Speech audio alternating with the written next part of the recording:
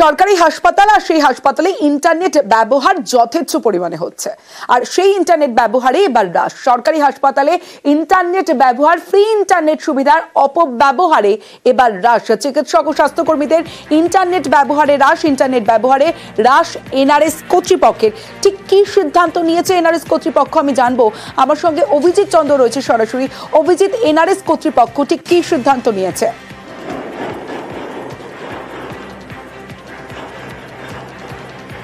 Sealdah NRS হাসপাতালে মানে যে কোনো দিনের যে কোনো সময়, দিন রাত যে কোনো সময় যেটা দেখা যায় যে প্রচুর বহিরাগত একদিকে, এবং পাশাপাশি চিকিৎসক, নার্স, স্বাস্থ্যকর্মীরা তাদের একটা বড় অংশ তারা ইন্টারনেটে বুঁদ হয়ে আছে, এমনটাই অভিযোগ উঠছিল।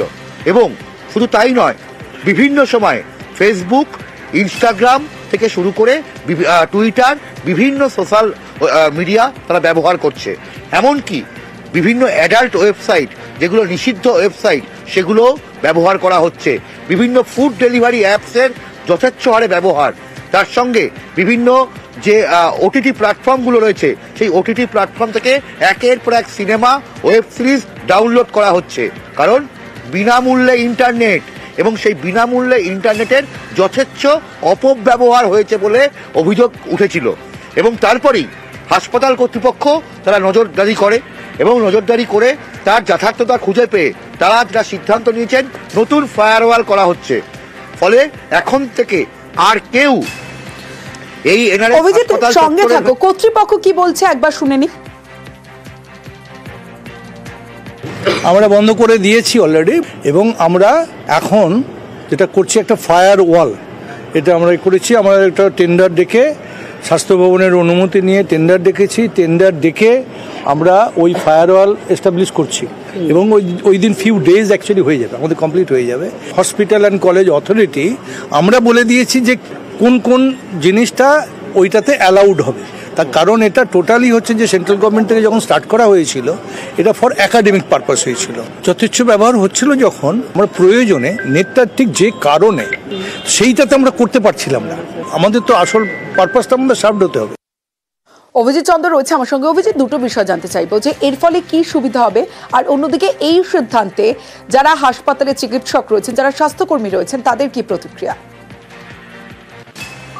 প্রথমত সুবিধার ক্ষেত্রে যেটা বলা যেতে পারে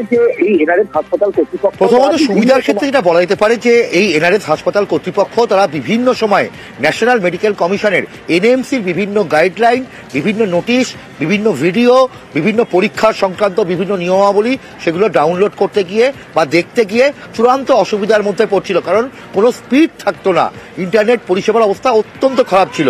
ফলে এই যে ওয়েবসাইটগুলো ব্লক করে দেওয়া হচ্ছে, বিভিন্ন যে ওয়েবসাইটগুলোকে ব্লক করে দেওয়া হচ্ছে, তাতে আবার তারা স্পিড ফিরে পাবে। এবং হাসপাতাল কর্তৃপক্ষের বক্তব্য, এতে যথেচ্ছ হারে যে ইন্টারনেটের অপব্যবহার, সেটাকে আটকানো সম্ভব হবে। অন্যদিকে যারা জুনিয়র ডাক্তার থেকে আরম্ভ করে সিনিয়র ডাক্তার, তারা এই সিদ্ধান্তকে স্বাগত জানালেও তাদের বক্তব্য যে ইন্টারনেট অত্যন্ত জরুরি। বহু ক্ষেত্রে রাত বিরাতে তাদের খাবারের ডেলিভারি অ্যাপসের মাধ্যমে জিনিসপত্র আনতে হয়, খাবার আনতে হয়। ফলে সেগুলোতে যদি ছাড় দেওয়া হয় তাহলে ভালো। যদিও হাসপাতাল কর্তৃপক্ষ বলেছে যে ব্যক্তিগত ইন্টারনেট ব্যবহারের ক্ষেত্রে কিন্তু কোনো রকম নিষেধাজ্ঞা থাকছে না। ফলে প্রত্যেকেই ব্যক্তিগত ইন্টারনেট ব্যবহার করে সেই সমস্ত কাজই করতে পারবেন। ফলে সরকারি যে ইন্টারনেট, সেই সরকারি ইন্টারনেটের অপব্যবহার রুখতে বা যথেচ্ছ যে ব্যবহার হচ্ছে, তাতে খরচও বাড়ছিল প্রচুর, সেই সমস্তটা আটকাতেই এই পদক্ষেপ। বেশ অভিজিৎ, এটা তো একদমই উচিত নয়। যেটা পারপাস, যে পারপাসে দেওয়া হয়েছে, আমাদের একাডেমিক পারপাসে দেওয়া হয়েছে, যেগুলো আমাদের কাজে লাগবে সেই হিসেবে ব্যবহার করার কথা। সেটা কেউ যদি অন্যভাবে ব্যবহার করে, সেটা তো করাটা উচিত নয়। কিন্তু যখন তারা সুযোগ পাচ্ছে, সেটা করছে তারা, সেটাকে আটকানো কিভাবে যায় সেটা ভাবতে হবে। কিন্তু কিছু কিছু হয়েছে, অসুবিধা, প্রবলেম হয়েছে, এরকম আমাদের মানে নোটিশে এসছে, তো সেই হিসেবে এই মেজারটা নেওয়া। সবসময় আজকালকার দিনে ইন্টারনেট বা চ্যাট জিপিটি যেগুলো এসেছে, বা এআই যেটা এসেছে, অনেক আমাদের জন্য এটা মানে সুবিধা করে তুলেছে, ঠিক আছে। আর ইভেন অনেক আমাদের যা সমস্ত চিকিৎসাবিদ্যা সমস্ত এইখানে আমরা ইন্টারনেটের সুবিধা পাই। এই আমাদের এই সন্ধ্যের পরেই আসলে দেখা যাবে এখানে 20-25 জন লাইন দিয়ে হয়তো তারা বিভিন্ন সিনেমা ডাউনলোড করছে, কেউ গেম খেলছে।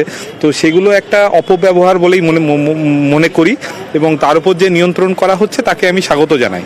তবে এই খাবার ফুড ডেলিভারি অ্যাপ বা এই জিনিসগুলো যেগুলো আমাদের হয়তো প্রয়োজন হয় রাতের খাবারটুকুর জন্য, তো সেই সাইটগুলো একটু বোধহয় ছাড় দিলে আমাদের একটু সুবিধা হবে।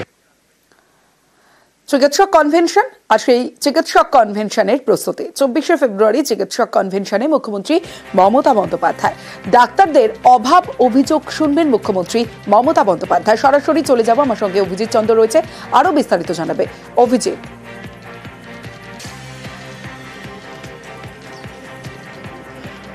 আগামী 24শে ফেব্রুয়ারি আলিপুরের ধনধান্য অডিটোরিয়াম, সেখানেই মুখ্যমন্ত্রী মমতা বন্দ্যোপাধ্যায়ের নেতৃত্বে এই কনভেনশন হবে এবং স্টেট গ্রিভান্স সেল, যে রাজ্যের যে অভিযোগ গ্রহণ কমিটি, এই যে চিকিৎসা সংক্রান্ত বিষয়ে যে অভিযোগ গ্রহণ কমিটি করা হয়েছিল আরজিকর কাণ্ডের সময়, সেই অভিযোগ গ্রহণ কমিটি বা স্টেট গ্রিভান্স সেল তারা আজকে থেকে প্রথমে কলকাতা মেডিকেল কলেজ এবং এই মুহূর্তে এনআরএস মেডিকেল কলেজে তারা বৈঠক করছেন এখানকার সিনিয়র জুনিয়র ডাক্তারদের সঙ্গে। কার কি অভিযোগ আছে এবং সেই অভিযোগগুলোর ক্ষেত্রে দেখা যাচ্ছে যে কোথায় কি কি খামতি রয়েছে সেই সমস্তটাই জানতে চাওয়া হচ্ছে।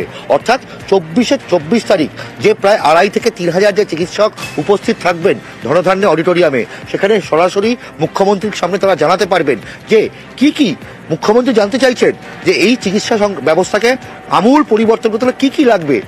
গ্রামের প্রান্তিক মানুষের জন্য, একদম দরিদ্র শ্রেণীর মানুষের জন্য চিকিৎসা পরিষেবায় কোনো রকম আপোষ করা হবে না, প্রত্যেককে সম চিকিৎসা দেওয়া হবে এবং সেই কারণেই এই কনভেনশনের ডাক দেওয়া হয়েছে।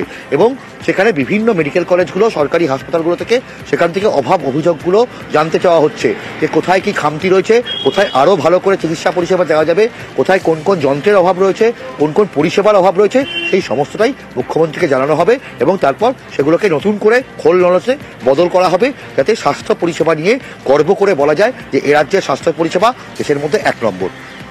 বেশ অভিজিৎ।